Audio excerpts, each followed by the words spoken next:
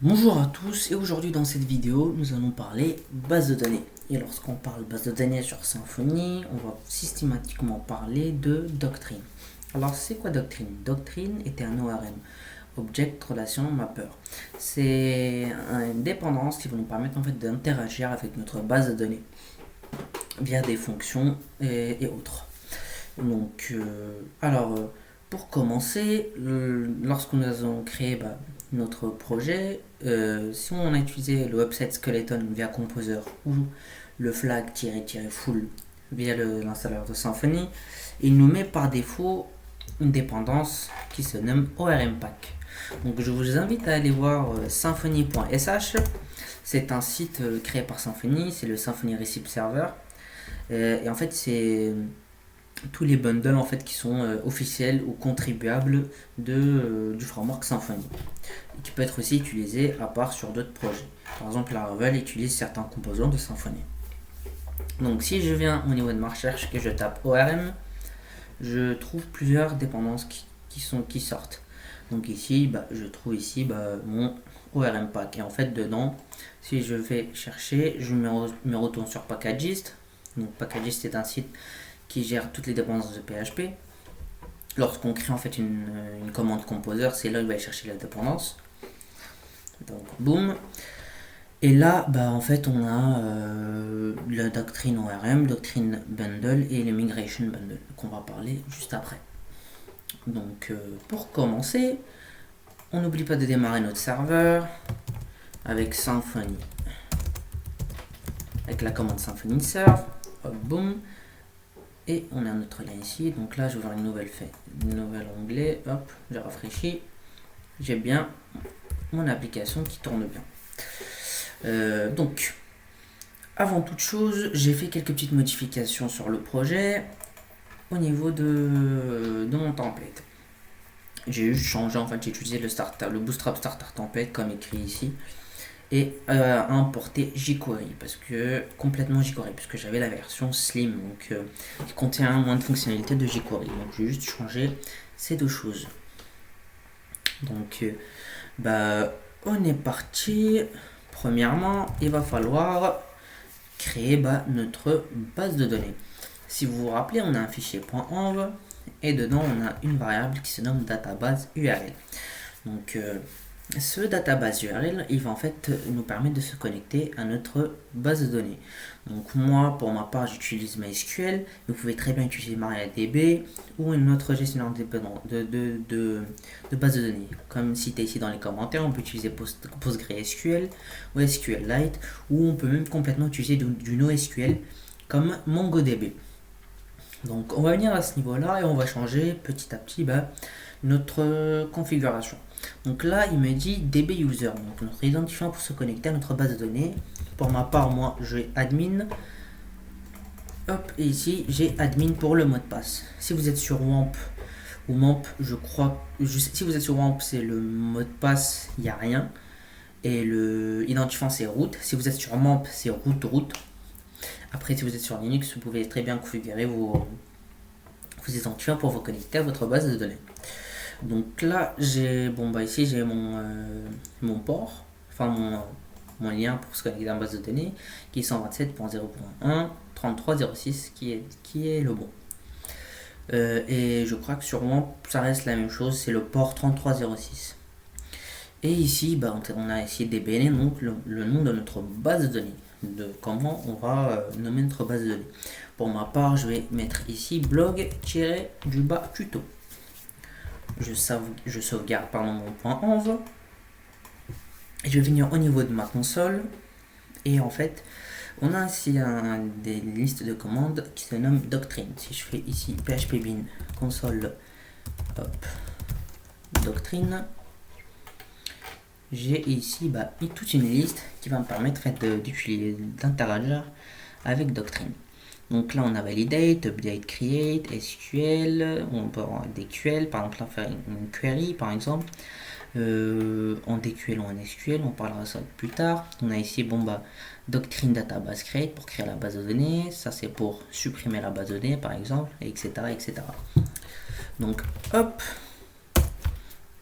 Maintenant, on va venir ici, on va faire php bin/console doctrine database comme indiqué .create. Donc là, il me dit created database block du bas tuto for connection name default. Donc là, il m'a bien créé ma base de données. Si je vais au niveau de MySQL, si je viens au niveau d'ici, j'ai bien bloc tuto, mais je n'ai rien dedans parce que je n'ai toujours pas créé d'entité ou autre. Donc, lorsque vous avez créé votre base de données, on va passer maintenant à la suite. Pour ma part, je vais créer un sorte de blog avec un système d'utilisateurs, de commentaires, d'articles et aussi un upload de fichiers, donc des images.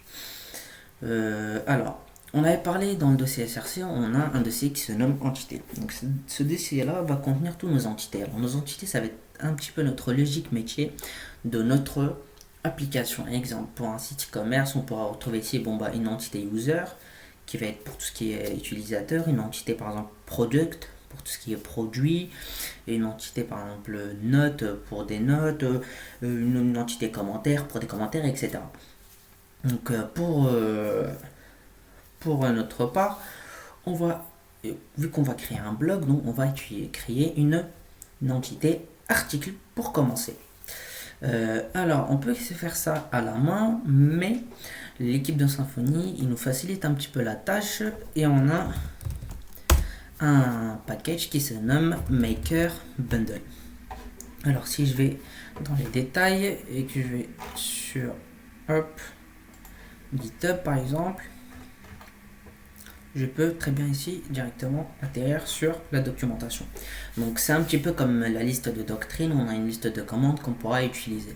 Donc si je viens à ce niveau là et que je tape cette commande php/bin console list make, il nous sort un petit peu toutes les listes dont le maker bundle dispose. Donc là on a make.auth avec une petite description. Create a guard notification of different flavors. Donc là, il nous va permettre de créer un système de notification. On y reviendra plus tard, ça va être vraiment une vidéo à part pour tout ce qui est authentification et sécurité. On peut aussi utiliser, créer une commande. Donc, par exemple, on peut très bien créer une commande qui va aller vérifier, je sais pas, les inscriptions d'utilisateurs pour envoyer des mails programmés, etc. Par exemple, pour tout ce qui est utilisation de cron, ou même pour lancer, par exemple, des imports de données en masse, etc.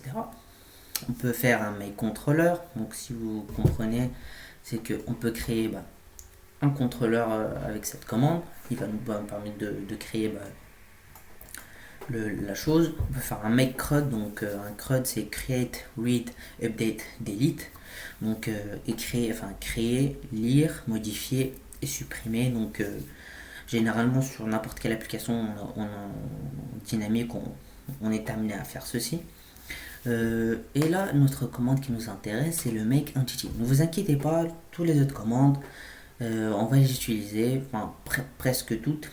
Donc, il y en a certaines qu'on ne va pas utiliser, qu'on va pas voir, mais la plupart, on va tester un petit peu comment ça fonctionne. Donc là, comme je l'ai décrit, notre dossier entité, et là on a aussi une commande make.entity.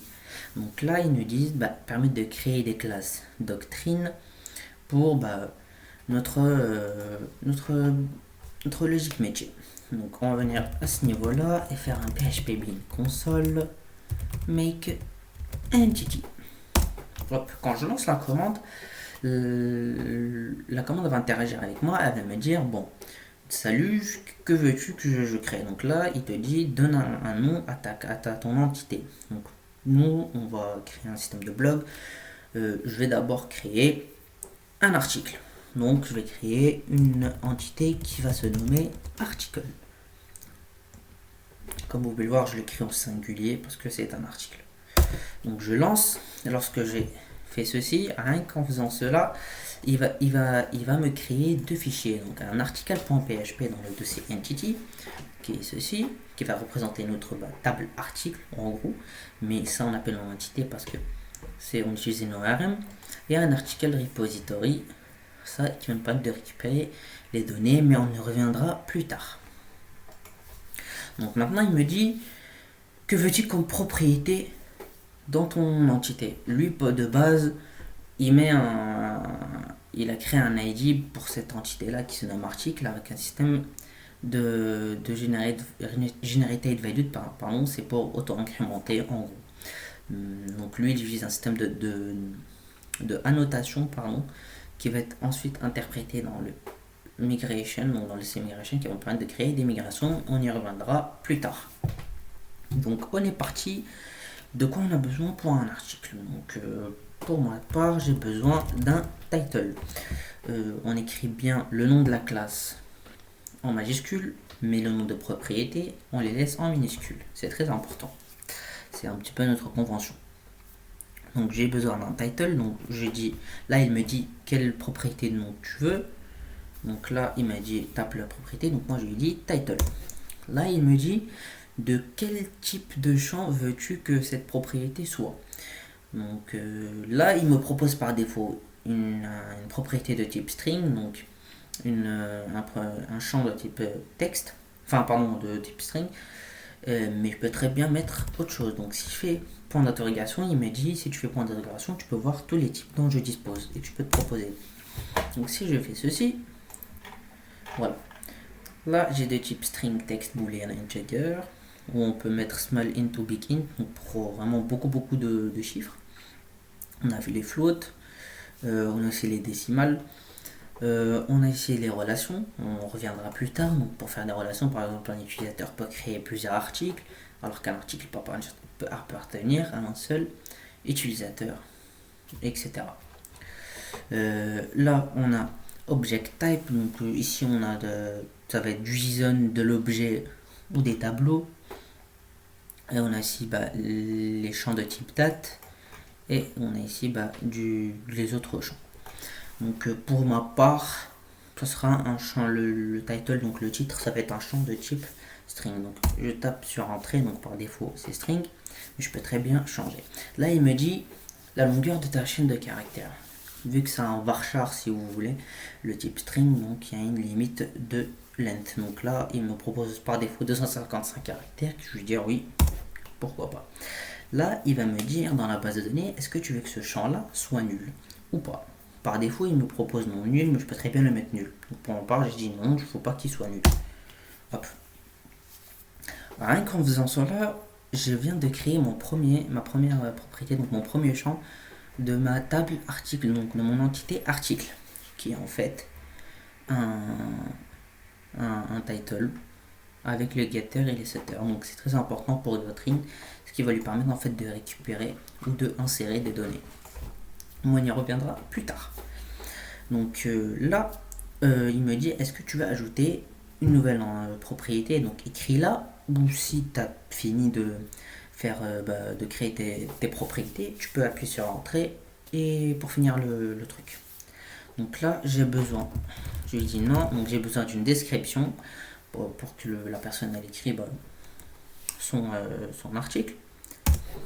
Et là, je me dis, je peux pas faire de string parce que c'est un varchar et le maximum est de 255 caractères. Donc un article de 255 caractères, ça marche pas trop bien quoi. Donc là, je vais faire point d'interrogation pour voir les types dont je dispose. C'est important que vous cherchiez un peu, de découvrir un petit peu, etc. Donc là, si je regarde dans main type, j'ai une propriété qui se nomme text.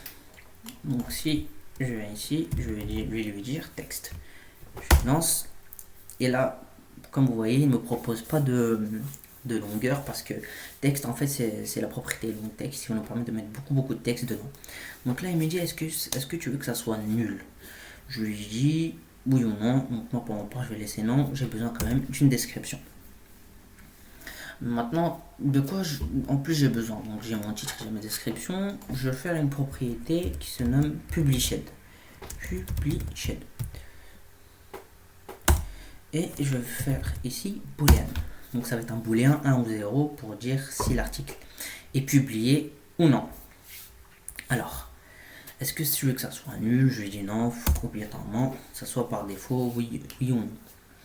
Donc là, il me propose un autre truc. Donc moi, j'ai besoin d'une image. Donc je vais taper image.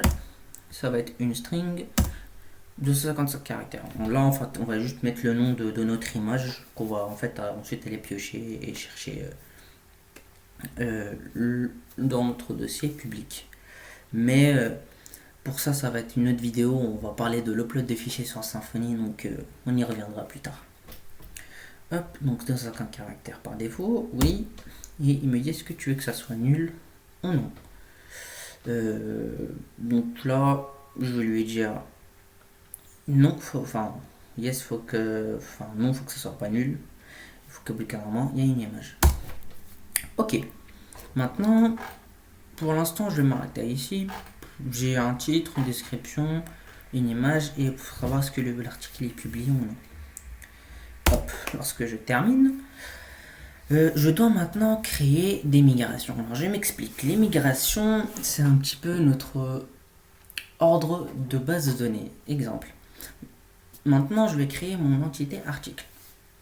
Je crée ma migration. On va le faire tout de suite. Je vais finir. Donc lui-même, Make Entity me dit si t'es bien, donc tu as tout créé tes entités, etc. Maintenant, il faut que tu crées un fichier de migration. Si je fais php bin console et je copie cette commande make migration, lui, il va aller me créer un fichier de migration.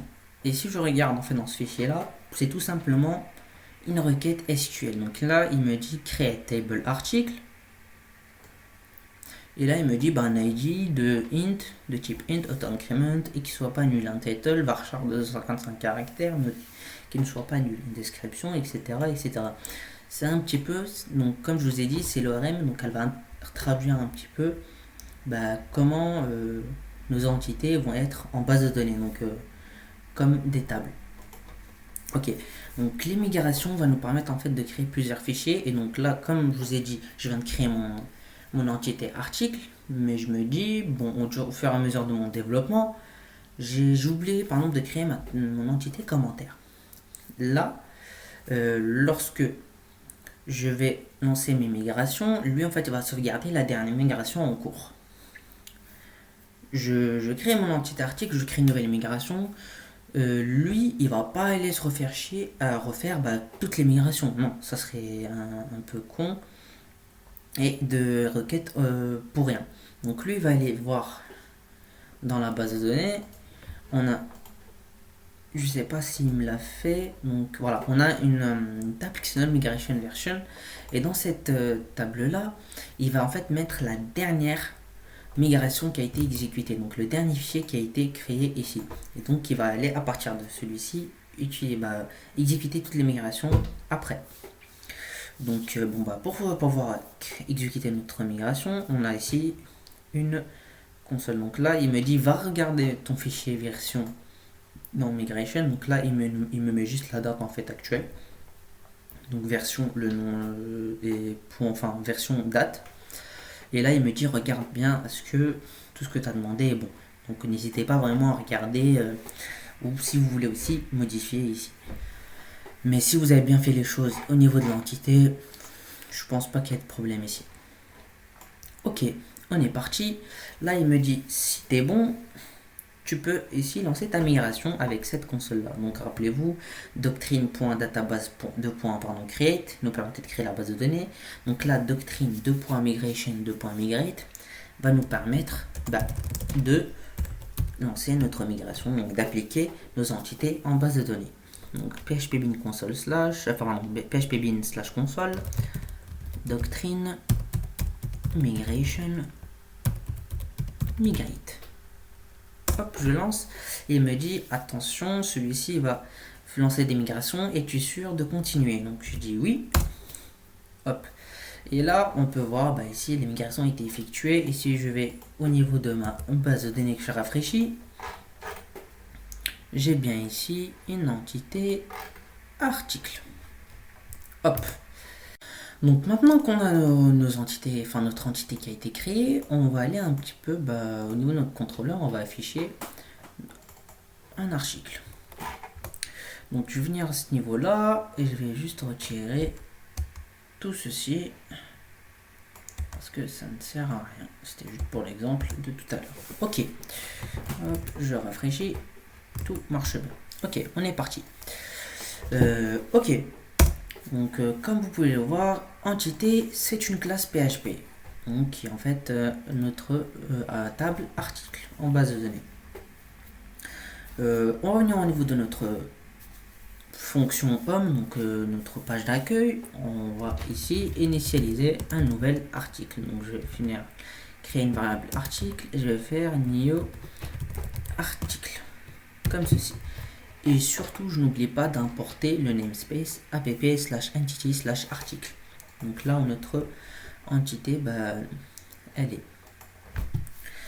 Ok. Donc là, on a saisi notre objet et je vais venir ici et je vais en fait utiliser mes setters pour en fait mettre du texte, des images, etc. Donc on est parti, on avait un set title qui reçoit donc un titre, donc je vais mettre ici un titre. Hop, on avait une description, donc cette description.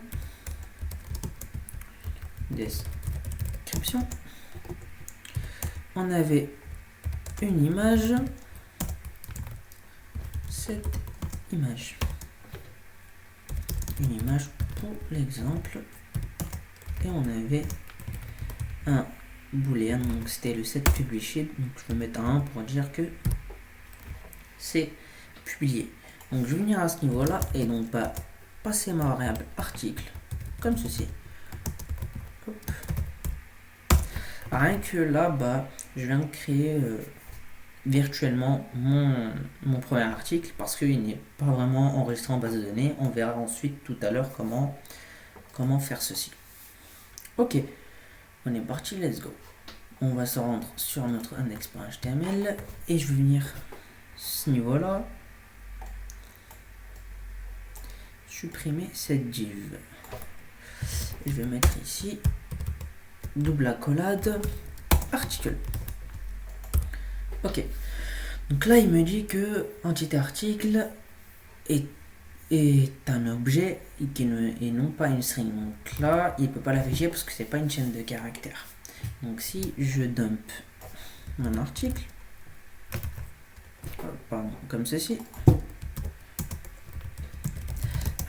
donc la méthode dump dans Twig ou dans les contrôleurs Symfony, une bonne permettre de débugger, c'est l'équivalent d'un var dump mais un peu plus poussé. Donc si je rafraîchis, on trouve là notre entité. Donc là, comme vous pouvez le voir, j'ai dans title un titre, description, published true, image, une image. Comme je vous l'ai dit, on a créé ça virtuellement parce qu'on n'a pas d'ID, donc c'est pas réellement sauvegardé en base de données. Si je vais dans mon blog-tuto, j'ai pas tout ce que je viens d'écrire, hein. Donc c'est pour ça. Ok, on est parti. Donc si je fais ça et que je tape article, il me dit que je reçois un objet, donc je peux pas t'afficher un objet directement comme ceci.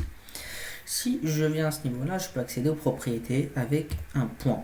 Donc là, grâce à mon IDE, il fait de l'autocomplétion, il me dit toutes les méthodes qui sont disponibles au niveau de cette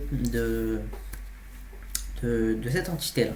Donc là je vais faire point title, donc c'est notre entité, notre objet qu'on revoit depuis le contrôleur, point le nom de notre propriété. Rappelez-vous, on a appelé title, donc on fait title, on n'utilise pas le getter mais juste title, et lui en fait Twig va aller rechercher dans notre entité et va utiliser le getter qu'on a créé. Hop, si je fais article.title, là j'ai bien un titre.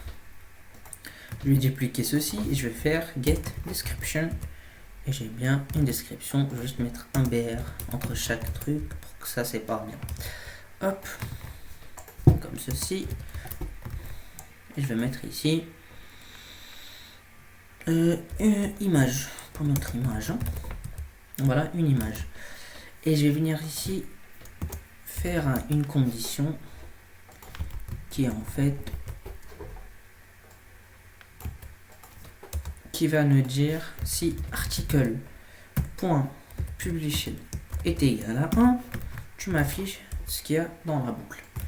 Donc si je vais à ce niveau là et que je mets 0 pour dire que pour ma part 1, il est publié, 0 n'est pas publié. Donc là, je n'ai rien. Donc, je peux pas voir ce que j'ai renvoyé.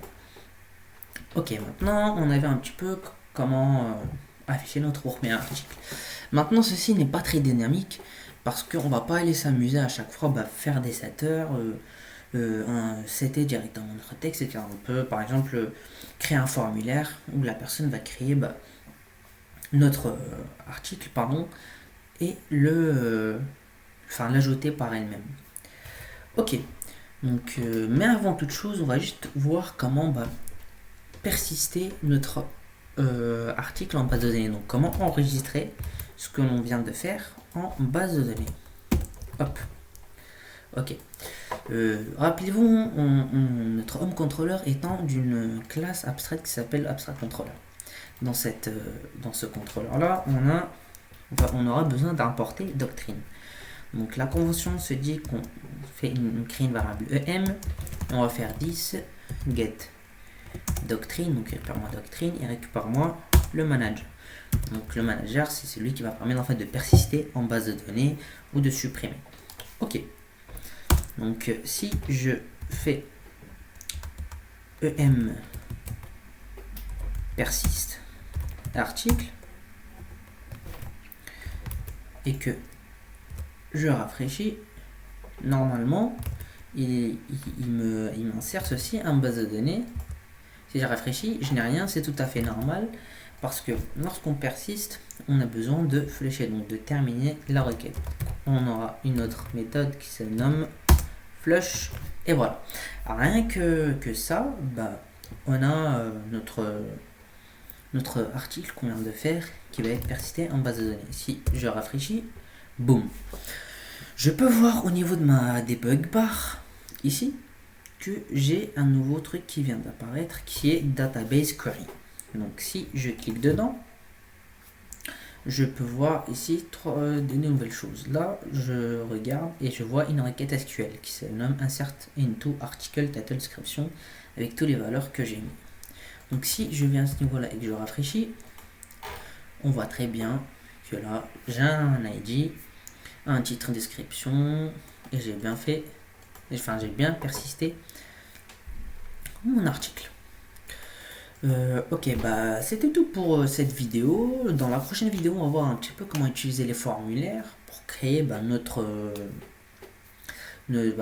formulaire qui va nous permettre d'ajouter un article. Salut!